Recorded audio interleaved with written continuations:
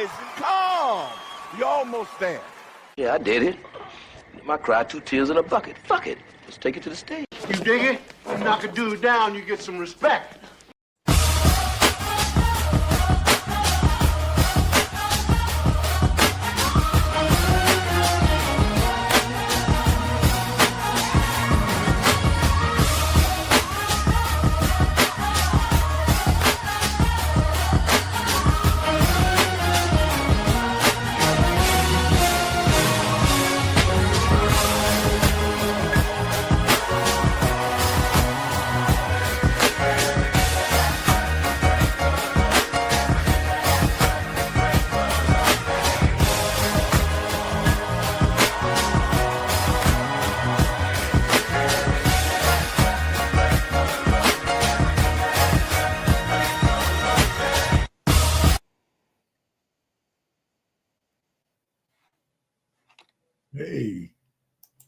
Hey, what's going on, everybody? Yeah, that was a quick 1 minute, man. Hey, happy Monday, happy post-Thanksgiving Day and all that kind of stuff. And I hope you guys can hear me. I think you can.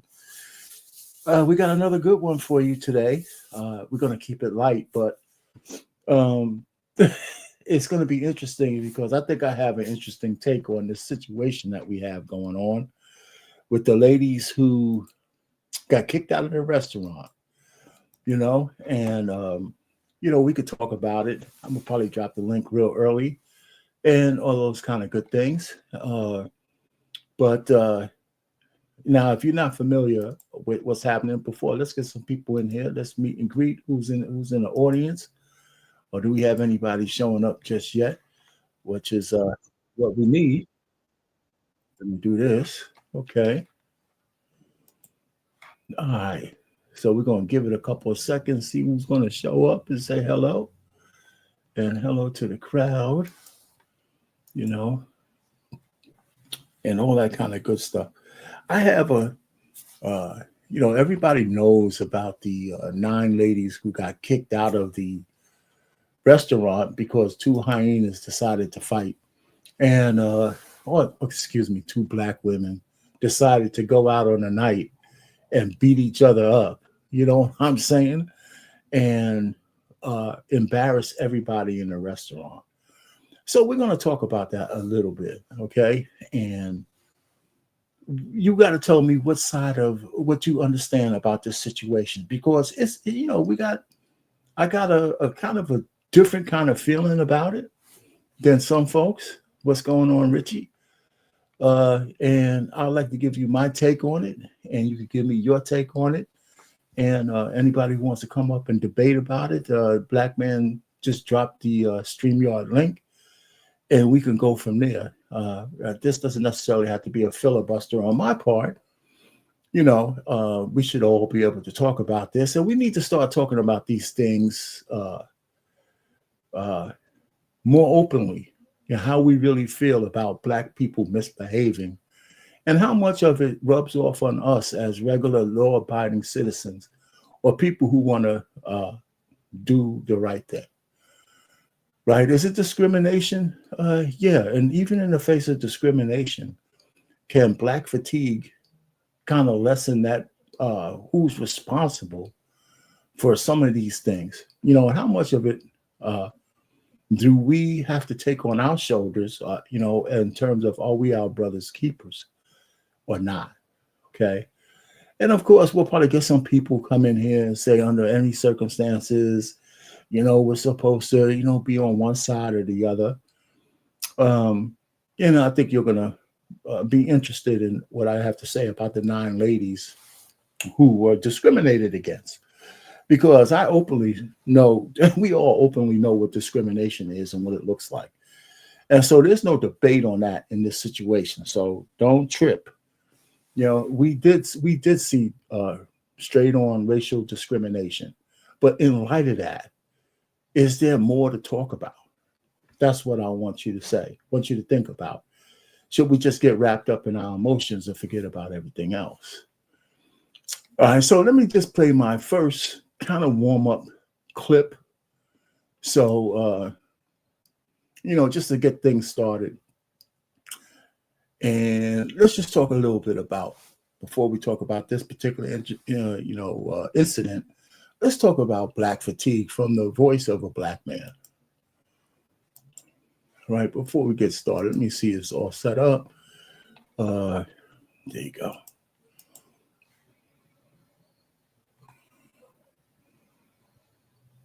Can I find it? All right. All right. Let's go. And folks are getting fatigued from being constantly disrespected, treated as if they're always the problem, treated as if there's absolutely no accountability and responsibility on the part, particularly Black folks. And, unfortunately, the loudest mouths in our community often are the most disrespectful, most dishonorable voices in our community that are, quote unquote, speaking about the grievances that Black folks have against America and against white folks. The thing is that even as a Black person,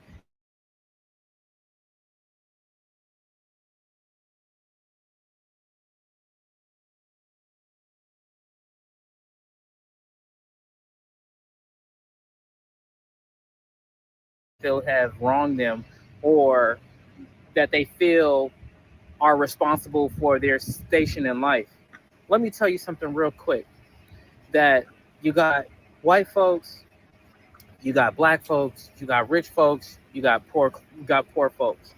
And what people are tired of, what people are so unfortunately associating with Black folks, is a lack of character and a lack of class. And that's what the fatigue is. I'm tired of dealing with people with low character and of low class that do not operate in human decency. The thing is that we as Black folks have so many criticisms about white folks and all that, but are unable to look at our own behavior, look at how our own mindsets cause our own demise, and yet we want to blame everybody else for it. We don't operate from a place of excellence. We operate from a place of victimhood. We don't operate from a place of responsibility and accountability. We operate from a place of victimhood. We don't operate from a place of opportunity. We operate from a place of victimhood. And as a result, people are tired. People are absolutely tired. They're tired of being held responsible for things that are within Black people's control. They're tired of being told that they're wrong just because they have a different opinion, a different perspective, and a different experience. They're tired of it. And I know that if I'm tired of it, and I know if I'm tired of it, I know that the folks that are being blamed and being talked to crazy are tired of it as well. So you know what? If it's anything that I've learned, is that folks will watch you. Folks will watch you. They will watch you. They will watch you. And the moment that they get tired of your stuff, it doesn't matter what you say. It doesn't matter the apologies that you have. That's it for you. All right. So listen, you guys heard what he had to say. Now, whether you agree with him or not, but let's just talk about it. I think that I hear more about Black fatigue from Black people on these YouTube streets and his social media streets than I do from white people. There's a segment of Black folks who are just tired of being saddled with the responsibility for people who are behaving badly, right? And acting like some of that doesn't rub off on the rest of us. It's just not true. It does. And it's how much, and I think it's getting to forget about white people for a second. When are we going to get to the point where we don't want to tolerate being saddled with folks who are out of control? In terms of the way they behave in public and what they think they are entitled to do and not do. Because when we get into talking about these 9 Black women, who were essentially just bystanders to a bad incident, somehow it rubbed off on them, and legally, everything they have to say in terms of suing that establishment, I believe is true. But is that the rest of the story? Is that the only story that we need to talk about? Do you know what I'm saying? That's what I think. I think that we need to go ahead and examine what's going on there, right? In terms of, and this is good. We get a couple of idiots who come up and or in their feelings and stuff like that. And I think they can get away with stupid shit. But you know what? I'm glad you were there, Black Man, to remove the fool, because here we are trying to have a civil conversation, and this guy is not even where. Yeah, thanks a lot. I mean, really, the point, Black Man, is this. I mean, I obviously agree with the 9 women that they were discriminated against, but we can't talk about anything more about that because we got too many Black folks who are just complete assholes about having a conversation, unless you just stand on one side and scream, "Oh, I'm a victim," from the top of your lungs. That shit needs to stop. Anyway, so the brother who was talking, I agree with him, right? He didn't look like some, upper, you can't tell by, his appearance, but he didn't have the most cropped beard. He didn't look like some uppity, crusty guy. He looked like a working man who was just tired of being labeled or being, stigmatized by people in the community who just want to behave badly, or who think they're entitled to behave any way they want to behave, no matter where they are at. And at some point, at some time, we need to take ownership that, if we want to change that narrative, we can't ask white people to do that for us. I mean, it's ridiculous to think that you're going to be able to ask white people to do that shit for you. You know what I'm saying? It's just crazy. So let's get to the issue at hand. And I think most of us already know about the ladies who were, I would say, victimized, not just by the establishment, not just by the, what's it, cork and beef or whatever the hell they're called, kicking them out of the restaurant, but by the two hyenas who decided to fuck up the night for everybody. You know what I'm saying?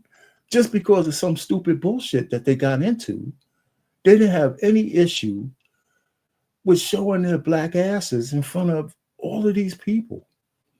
And before I get started, listen, okay, so we got 9 sisters who are out.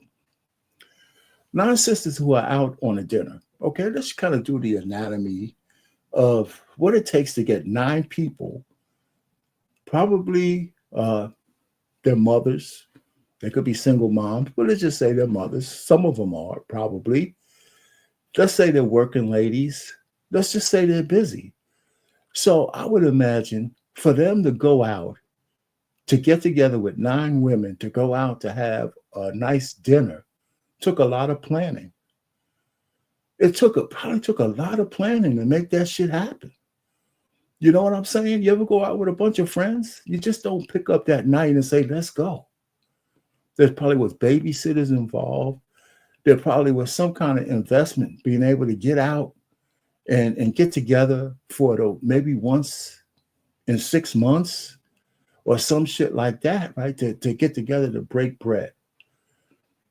And so there you are in a restaurant, which is kind of, they say, kind of maybe $3 signs, maybe 4, to have a good time. And then in a table, unrelated to you, 2 Black women, inappropriately dressed, by the way, come in a restaurant, and for some freaking reason, they start fighting inside that restaurant. All over. I mean, and then you have the white patrons and everybody just looking at them and saying, Jesus Christ, man, we can't go anywhere with these fucking people. You know what I'm saying? And then here you are with your 9 ladies sitting in the corner. You know your night is already ruined because these women, no matter who you are, even if they weren't with you, you are automatically embarrassed. You're automatically embarrassed.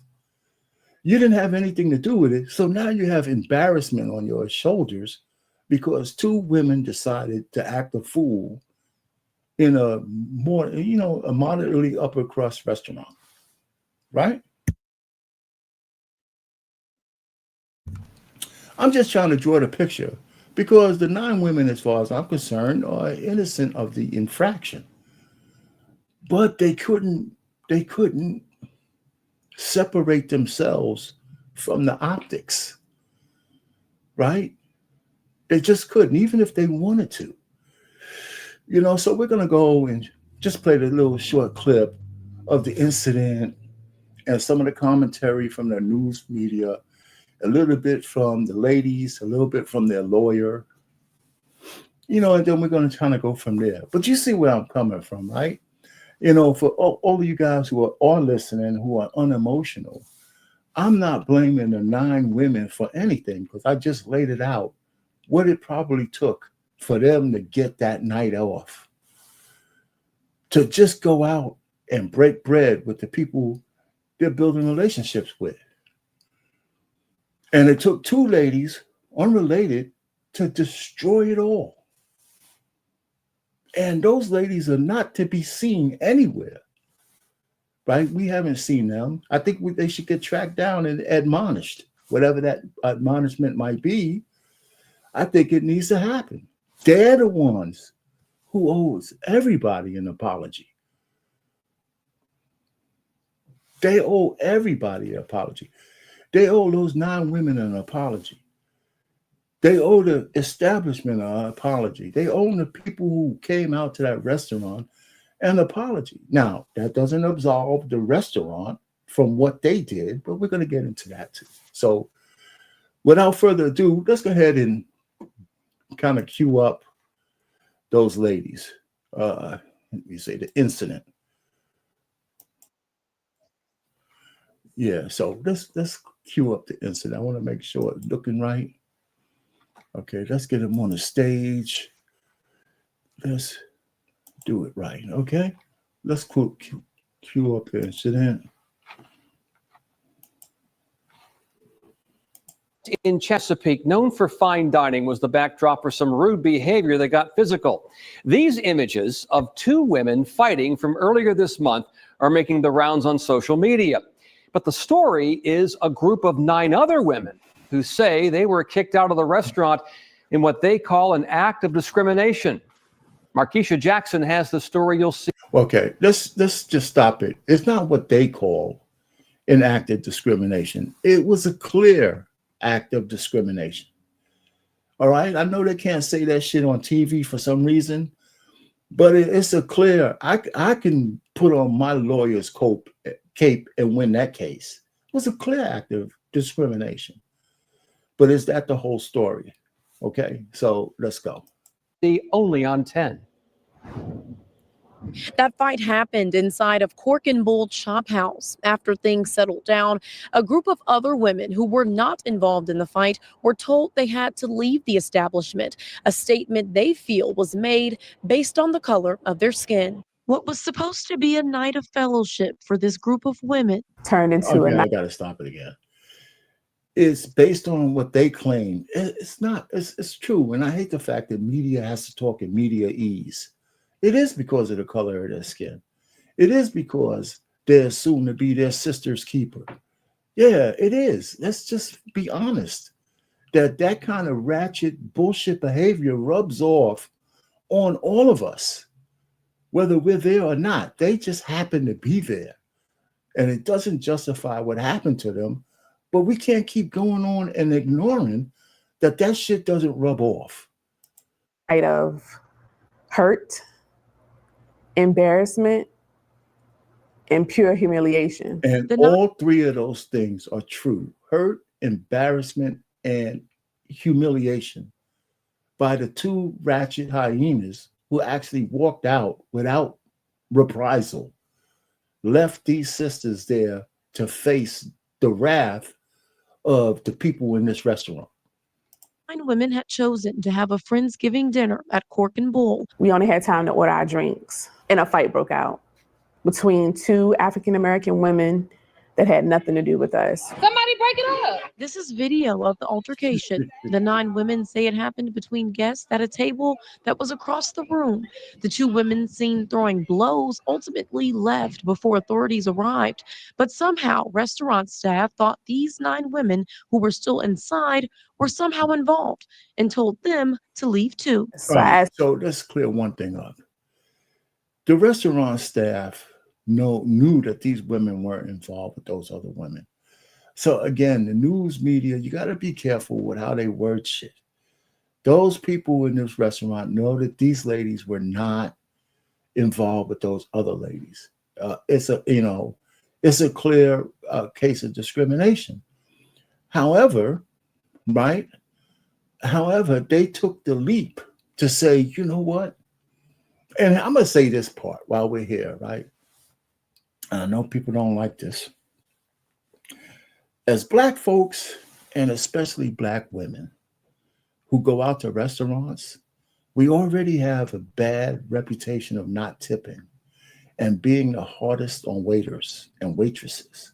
Now, I don't know if they put, a party of 9, most establishments like this upper crusty one would probably put the tip in the bill. Okay, but a lot of, and this is not coming from me, just go on social media and look up any Black server, and they'll tell you that there's a lot of people who don't want to serve Black people, period. No matter what they look like. You're stigmatized again by the bad behavior and the bad tipping and the bad things that other people do. And that's just true. So I don't know if that made it easier for the manager and his people to say, you know what? I'm not even going to take a chance on you guys. Get out. So to me, that's a lawsuit waiting to happen. And I'm going to talk about that too, because that's the only thing let me not get ahead of myself. Let them finish talking. Let them finish talking. that's why. And he responded saying, because you all like to fight. And they made us leave and get up in front of all the other patrons in the restaurant. We were really in like a negative spotlight at that moment, and it was all eyes on us. It was very embarrassing. The 9 ladies are now pursuing legal action. Their lawyer sat down with us. Oh, and before the lawyer goes through her legalese, right? Neither one of those ladies, unless they cut that out, said anything about the 2 Black women who put them in a position to feel this way. You know what I'm saying? And to me, that would be germane to the story. If I'm sitting down here and one of these ladies, just one of them, says, you know what, man, I'm pissed at the restaurant for what they did, but those 2 hyenas ruined our night and the night of everybody else in the restaurant. Okay, so let's hear what this lawyer has to say. And of course, she's going to speak lawyerese, but let's see if we get anything more substantive out of her. Just because you have employees that might have made a bad judgment one night, that could turn into 2 nights, 3 nights, 4 nights. It has to stop. The women say All right, okay, just on that part. I agree that if this is not a one-off, we haven't heard from Cork and Bull kicking out people just because they were Black before, but is that going to happen more in the future? Now, that's a whole different story. But again, the lawyer is talking about the one-off. The lawyer didn't say anything about let me finish hearing what the lawyer said. But again, is that the full point that the racist discrimination that Cork and Bull did to these 9 ladies are we worried about them doing it again to somebody else? Or do we really care on why they did it in the first place? And that's a question that is debatable, right? Because you say, well, it should have never happened. Yeah, maybe it shouldn't have, but it didn't happen in a vacuum.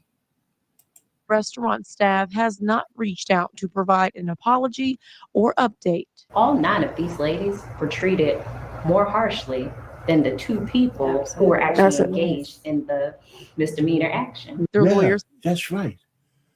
Yeah, by the restaurant. The restaurant let these ladies leave. They didn't hold them.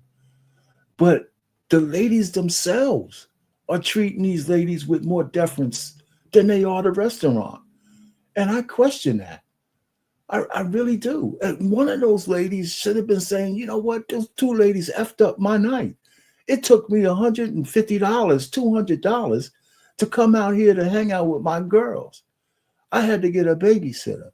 Oh, I got a no shit boyfriend or husband or whatever, baby daddy. I couldn't leave my kid there. So I had to make some other arrangements. This is my one night out of 6 months to get out. And these two fucking chicks blew it for me. Right? Isn't that a part of the equation? I'm asking. Isn't that a part of the equation? Okay, because the discrimination is clear, right? It's clear.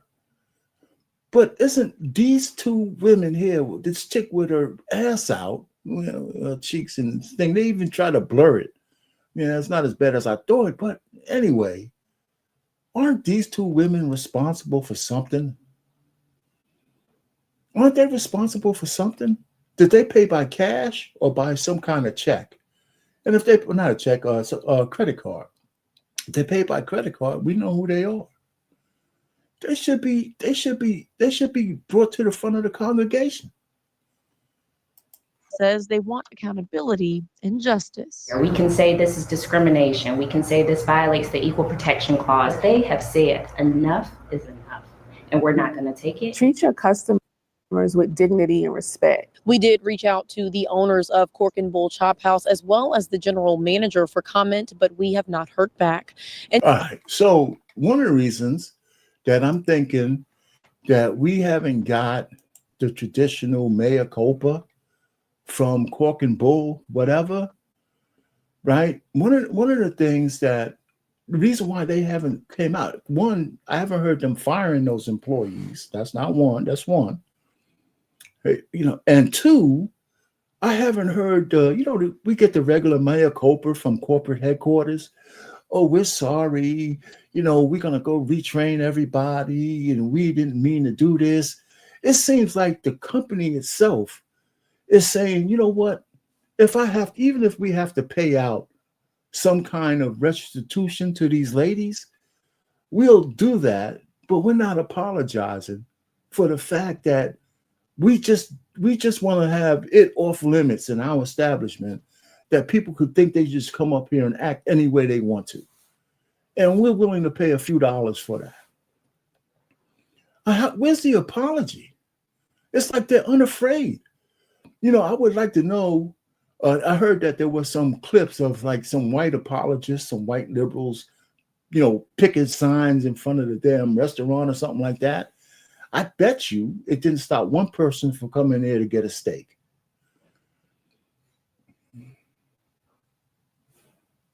You know what I'm saying? So I'm just trying to look at the fact that, and I don't want to call it black fatigue, for white people being black. I'm just a little bit more concerned that the sisters at the restaurant weren't more mad at their sisters from ruining their night. Right? Because who else would know how hard it would be for black women or anybody to get 9 of y'all together to go out and enjoy breaking bread. The amount of coordination to just go out these days with all the shit that people have going on, shouldn't a black woman know as much as anybody else how hard that might be?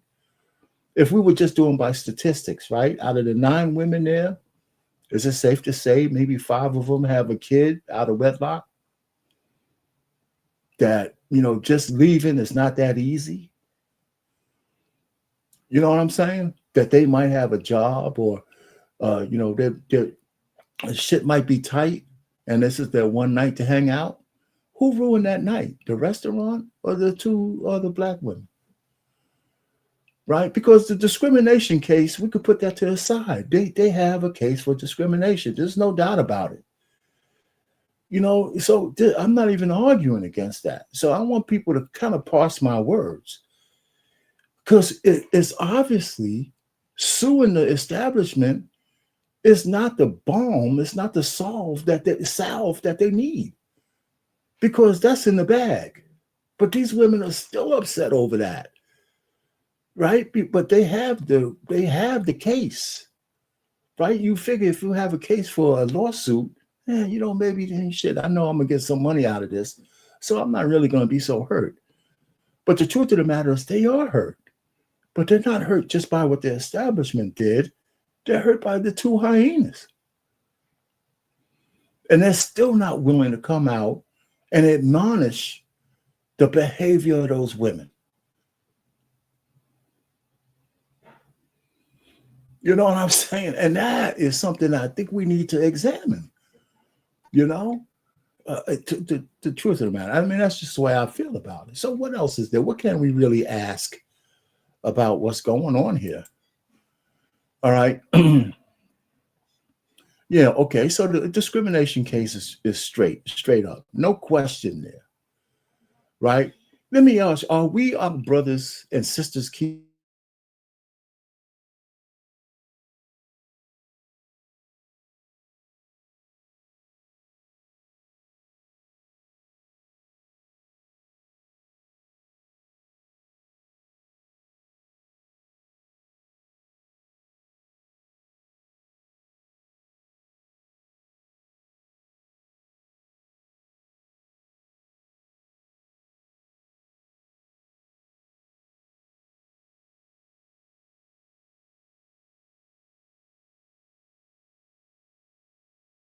doing?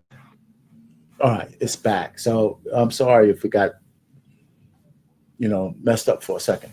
Let me ask, so if you didn't hear my question, the other question is, are we our brother's keeper, our sister's keeper? Do we bear any, I hate to use the word responsibility, or can we dodge any culpability for the behavior of our brethren?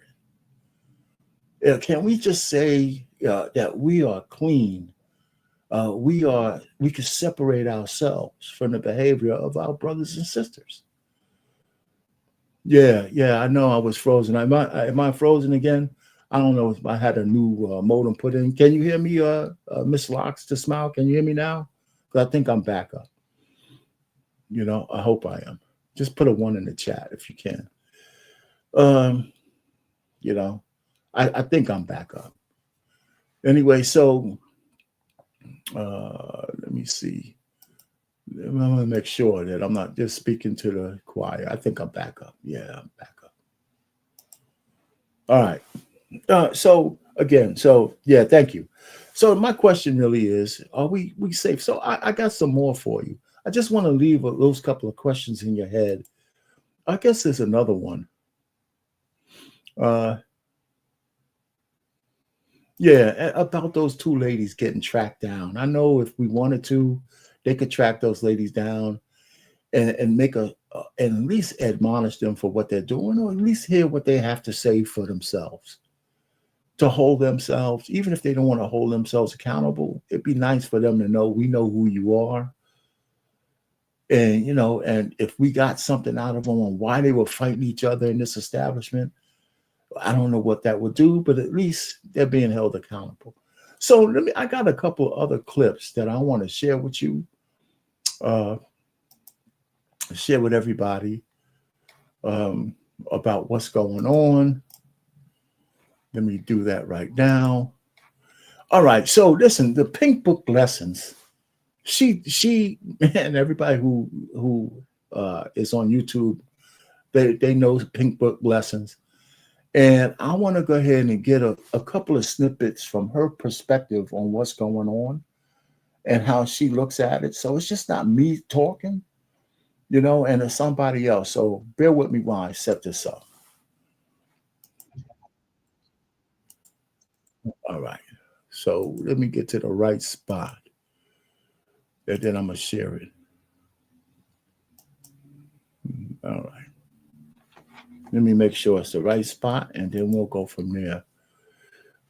With Pink Book lessons. Okay. All right.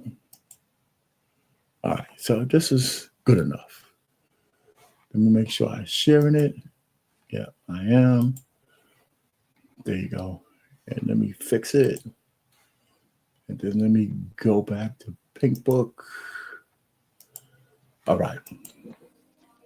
And no, I'm not showing the fight here, but I'll leave the link below. The lady, a part of the uninvolved party of 9, I know she was telling somebody to break it up. And come on, do you really expect people to get in the middle of 2 Keishas fighting what's supposed to be a nice restaurant? Well, of course, nobody's volunteering to referee a fight match when they're paying their money and put on their nice clothes to have a nice dinner. I see she didn't get her behind up to break up the fight. And no, I don't blame her, but why are you yelling for somebody else to break it up? I mean, you know exactly why nobody's breaking it up. It's the same reason why you sat there at the table and didn't break it up either. No shade, I'm just being honest. That's my observation. Nobody was about to get up to stop that fight, just like you didn't get up from the table to stop it either.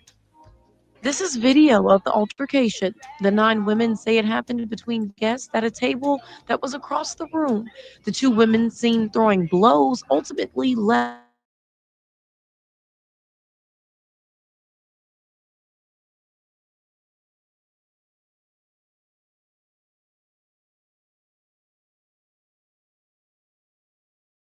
They were involved. The restaurant staff was fully aware they were not involved. They came in as 2 different parties under 2 different names, 2 different groups, and they were seated at 2 different tables. Once again, here's the security footage from that restaurant. They didn't somehow think they were involved. They knew they weren't related at all. And that right there is why the restaurant about to get their britches sewed off. So that's why. And he responded saying, because you all like to fight. And they made us leave. You know, I gotta say, you know, even though in this case it's not true, but can we really dodge the fact that Black people like to fight? Can we? You know, I mean, it's not going to win them a case because in this case there is clear discrimination. But from an ignorant white man's voice, you know, can he say something like that? You know, if he said it on a stand, it would be really bad. But still, leave and get up in front of all the other patrons in the restaurant. We were really in like a negative spotlight at that moment, and it was all eyes on us. It was very embarrassing. The 9 ladies are now pursuing legal action. Their lawyer sat down with us. Just because you have employees that might have made a bad judgment one night, that could turn into 2 nights, 3 nights, 4 nights. It has to stop. The women say the restaurant staff has not reached out to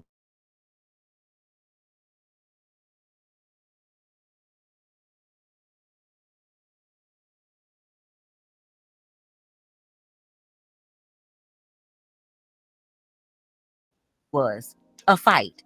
It almost sounds like she's defending her innocent clients and at the same time putting the cape on for the women who actually caused the chaos in the first place. By using softer language, she's minimizing the seriousness of their actions. And honestly, that's part of the problem. Condoning. Let me stop this right there. And I should have let her finish. And she's going to say condoning.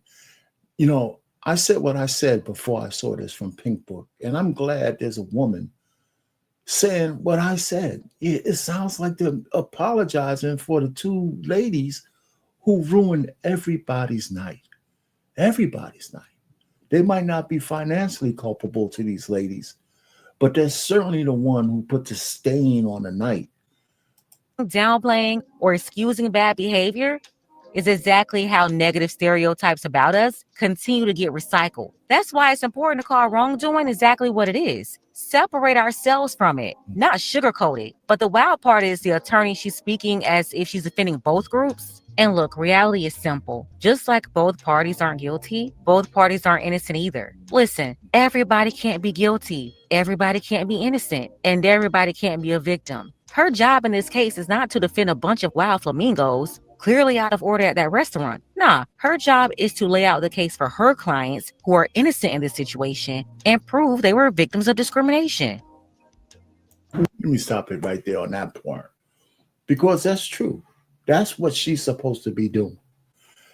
You know, and it doesn't seem her equivocating and not really concentrating on the fact that there's a reason why these ladies got embarrassed. And even though that reason doesn't justify them getting kicked out of the restaurant, it is the catalyst for why we are all here talking about this. And it's those two women who decided to act a fool in front of everybody. You know, that's really it. I mean, and for that to go unacknowledged is one of the real problems that we have in the Black community, not just for this incident, but for a lot of things. You know, we got to be able to say, hey, listen, that's F shit that you guys are doing. And it needs to stop. You know, not just the women either. I mean, for the men too. Everybody who does things that's untoward, right? We can't have a party, right? A rap party with two rival gangs showing up without somebody whipping out a gun and shooting up the crowd, right? That's more on the men's side, correct? You know, I mean, it's just, you know, we got a lot of work to do, but we need to get rid of the apologists and the gatekeepers from us really getting to the root of one of the things. And don't misunderstand what I'm saying. We don't need to do this to prove ourselves to white people. This ain't about white people. You know, this ain't about white people. We don't need to do anything to show that we're good Negroes for these fucking guys. We just need to do all that for our own community, for us. You know what I'm saying? I mean, why can't we do good things for us without thinking we have to do it to appease somebody else? Don't we need some healing internally as people? I mean, at one point, we were in this shit together, right? And now it just seems like everybody's going on. We're so bifurcated as a community, you know.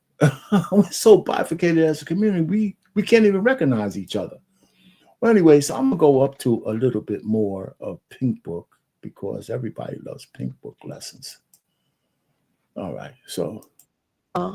Y'all see the video of them black women that was fighting in a nice restaurant and they booty cheeks was all out and like chesticles was exposed? A group of black women that had just sat down and were not served yet, and like a fight broke out right in front of them.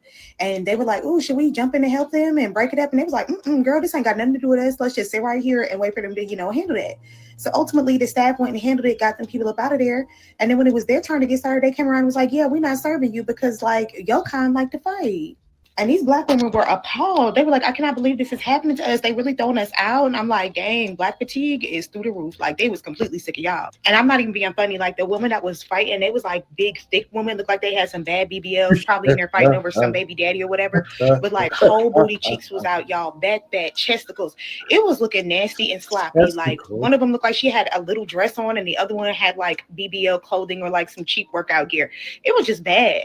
Situation that made it to the news, and like it got all these white apologists outside of the restaurant, like letting these people know, like, you're not going to treat black women like this. And I am just cracking up. This is another reason why some people do not eat at places that do not require a dress code. Like, I will eat in the house or get my food to go at certain places once I start noticing that there's certain characters up in there. And it looked like this was a pretty decent or nice restaurant. Like, why does this girl look like she wearing a workout outfit? She came there on a mission. I don't care. I started paying attention to the clientele up in there. Like, once certain people start sliding up in there with certain attire, I'd be like, this is not where I want to be seen. Time to go. All right. See, that's what I'm saying. I'm showing all of these videos to just say it's just not me as some black man wanting to shit down on some black women. It's just not true. I mean, it just happens to be 9 black women, but I'm grouping all of us together. Right? I got family, you got family, you guys, we spend a lot of time trying to do the right things. And it doesn't take much for the bad behavior in our community to rub out on us. It's already bad enough that our music and entertainment is some of the worst ratchet shit in the whole world that's being broadcast around the whole world. That's bad enough. Right? And you know, when's the last time you heard a real good ballad, you know, talking about love and this and that, right? As opposed to, I mean, even Meg Thee Stallion, right, who's supposed to be in love with Klay Thompson, and the way she shows it by putting out a record that rivals WAP in terms of ratchetness. And it's like she doesn't know any better. You know what, it would have been nice, and this is just a sidebar. Let's just say her love for Klay Thompson is real, right? I think some people are actually pulling for them to stay together. I think he's going to try to marry her. Okay, let's just put it this way. Wouldn't it have been something if Meg would have went into the studio and coined a love song? We don't know whether she could sing or not, but I bet you she can. I bet you she has some facets that's more than her body. We know now that she can whip out a Thanksgiving dinner, right? And look like she knows what the hell she's doing. So I bet you she could have gotten to the studio and made a love song to Klay Thompson. And I bet you that song would make more money than this ratchet bullshit she just put out. I bet you. That's just me, an old lovey-dovey baby boomer speaking. But if I was her manager, I said, why don't you go in there and try to belt out a few chords for your love for this guy? Let's see what happens on the commercial market. I don't know. But we know what happened with the booty song she came out with. Even the women came out and said, come on, we expecting better from you.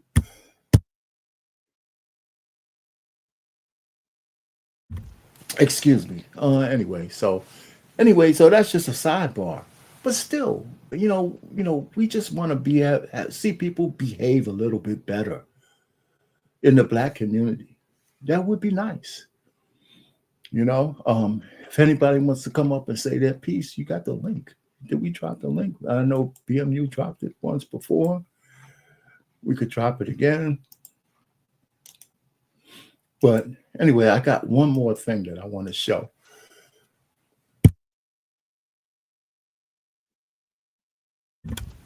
Anyway, so listen, I guess we're all getting the message, and I need you folks out there to say yourselves, hey, do we bear any responsibility, or can we dodge being branded by what these two ladies did, or by what the roving bands of thieves do when they go break into a store, or mobs of people shooting up the place? Can we really divorce ourselves from bad behavior as Black people without and be staying free?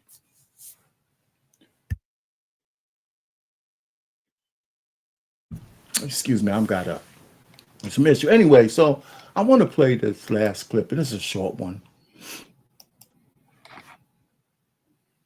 It's a real short one.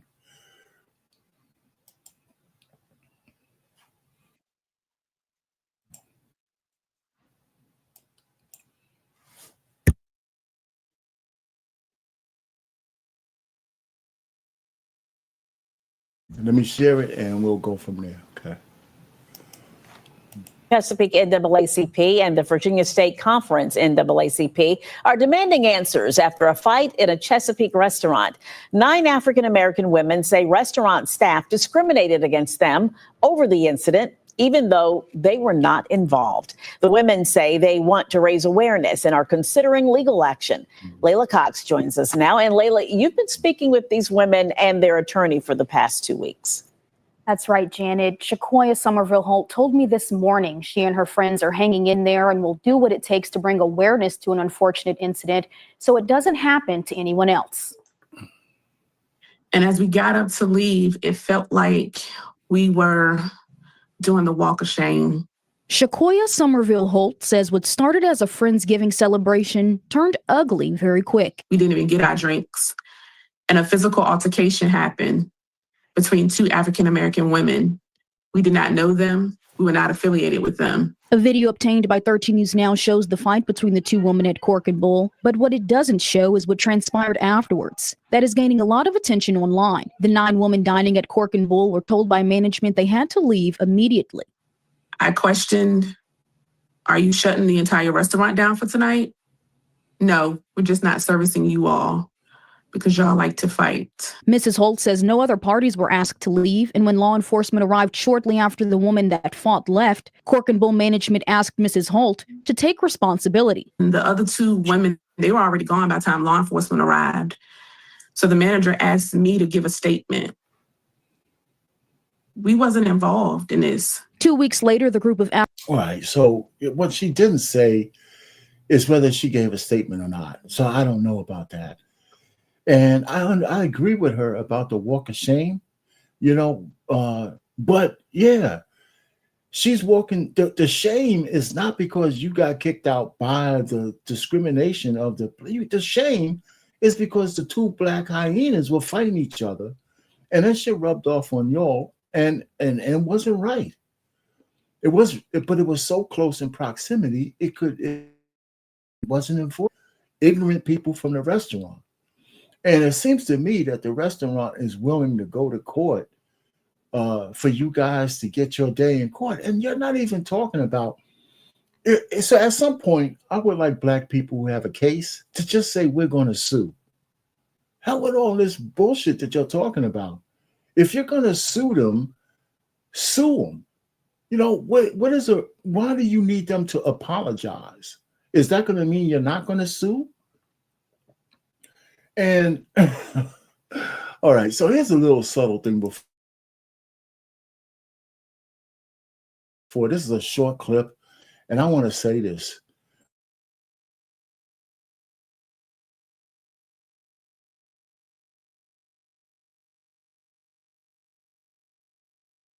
Shit. Again, forgive me, my daggone internet is acting up in this area. So it pops in and out. But let's just say this.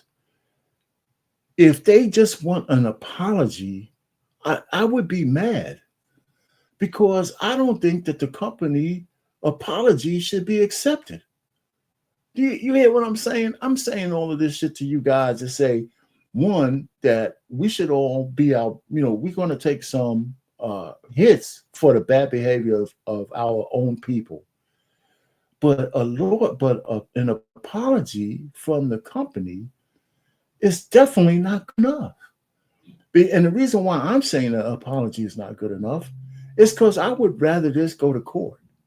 I would rather this be a spectacle on both discrimination and the conversation of black fatigue, right? Because that would certainly be part of their defense.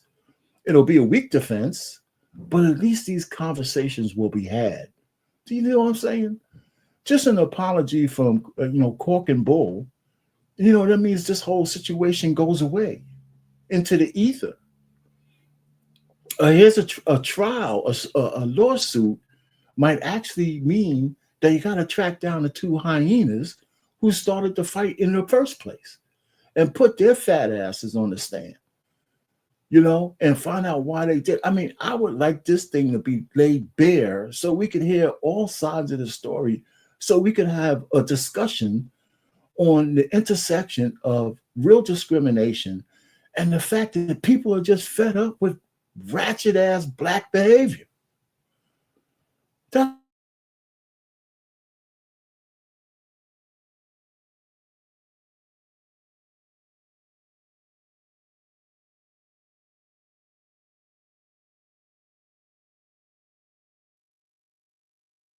And I'm still having issues with it, and I got to get it fixed one way or the other. But anyway, you do hear me now because I see it pop back up. Anyway, so let's finish this short little clip from this lady, and then really don't have that much more to talk about but parting thoughts, African-American women say they are still embarrassed, shocked, and confused, but at the same time grateful for the outpouring support. Chesapeake CP chapters are standing united with Mrs. Holt and her friends. This is what we do. When we see cases of racism, when we see cases of injustice anywhere and everywhere, we call it out and then work to rectify the situation. I'm glad they got his ass off, man. Who wants to hear from the NAACP, whatever the hell they're called? Virginia NAACP President Cozy Bailey tells 13 News Now Cork and Bull must apologize to the group of women removed and conduct internal practices with their staff that are non-discriminatory. All right. See, there you have it again. It's like, it's like, for example, being apologized to makes everything okay. It doesn't. right? We got a whole community of black people, probably led by the double NCNPA, NAACP, about if you just apologize to us for all the wrongdoings, we could move on with our lives. Just the thought about that is just bullshit. There's some apologies that are worthless, right? For example, let's just take Cork and Bull, for example, right? Let's say they do apologize. I mean, who really believes their apology, right? Did they change their mind?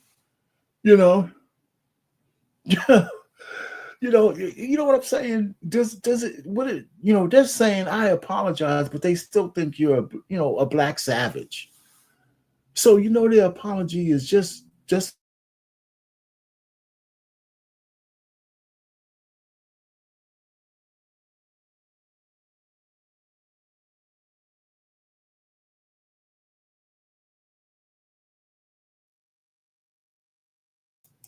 okay. So listen, you showed up a little late. Yeah, but anyway, starving and bad behavior. Yeah. Oh, okay. Again. All right. So that's enough of that. And the truth of the matter is, we know that this incident was a bad one. I feel sorry. Well, let me just say, it's too bad that these sisters had to go through it. But it'd be nice if they directed some of their angst and ire against the two ladies who actually ruined their night. Now, the company put, Cork and Bull put the icing on the cake, but they weren't the one who baked it. So anyway, so that's that. And let me ask you a question out there, whether you're going to answer anything or not, but do you guys actually believe that black fatigue is real or not? And no matter where you sit in the bifurcation of the black community, right? The haves, the have-nots, and the few people who are in the middle, and it's more than bifurcation, it's three, right? Trifurcation, whatever you want to call it. Do we, at some level, everybody knows, who are aware, that there's a certain amount of fatigue going around, and does that make your life better or worse? That you have people you have to interact with, people you have to do business with, people you have to be in commercial settings with, people you have to get a loan from, people you have to trust you that you have a handle on the people in your circle. So if they're dealing with you, this shit ain't gonna come up. And you don't think that black people have lost deals, didn't get loans, or didn't get a housing or whatever because somebody is a little nervous about doing business with you? Come on. You know what I'm saying? And anyway, so I'm coming off of a cold, so it keep coming back.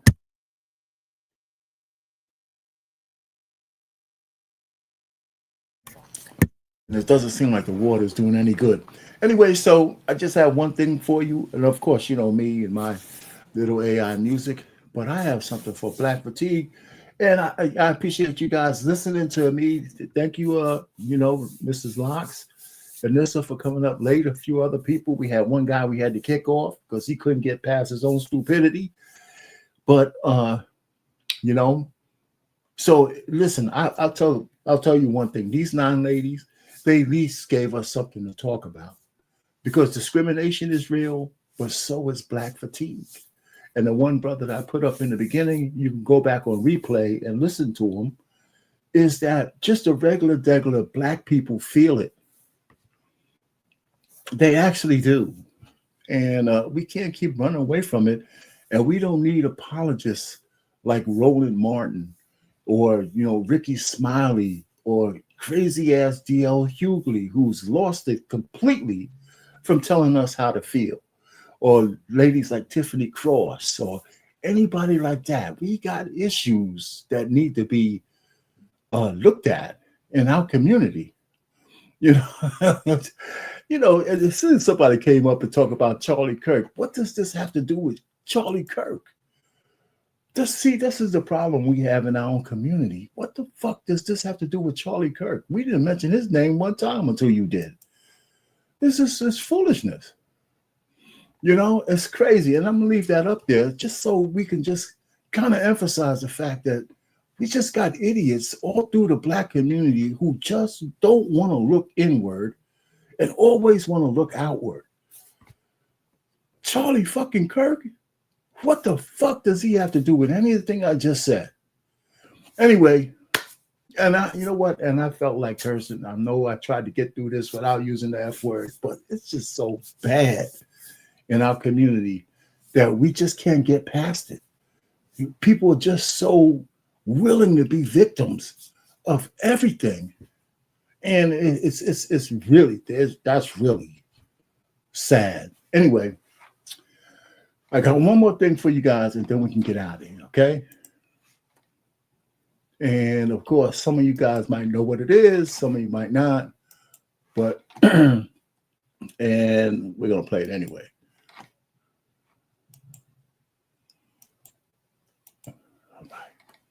Make sure it's been shared, and hopefully my whatchamacallit won't knock out. And here's Black Fatigue in musical form. Listen. Ooh, ooh, in the shadows where the lost souls roam, secrets buried like a heavy stone. Whispers echo in this silent night, drawn to darkness, searching for the light. Every step feels like a loaded gun, chasing dreams, but it's never done. Black fatigue from the choices made. Every heartbeat feels like a masquerade. Lost in the rhythm of a cracked facade, flying shadows in a world so flawed. Eyes wide shut, wrapped in my own thoughts. Countless battles, and I'm always fought. Worn out shoes on this endless street. Bad behavior, what does it feel like to defeat? Tired of the lies that weigh me down. Caught in the cycle, still I drown. Black fatigue from the choices made. Every heartbeat feels like a masquerade. Lost in the rhythm of a cracked facade, fighting shadows in a world so I'll rise again, though I'm feeling weak. In this life, it's the truth we seek.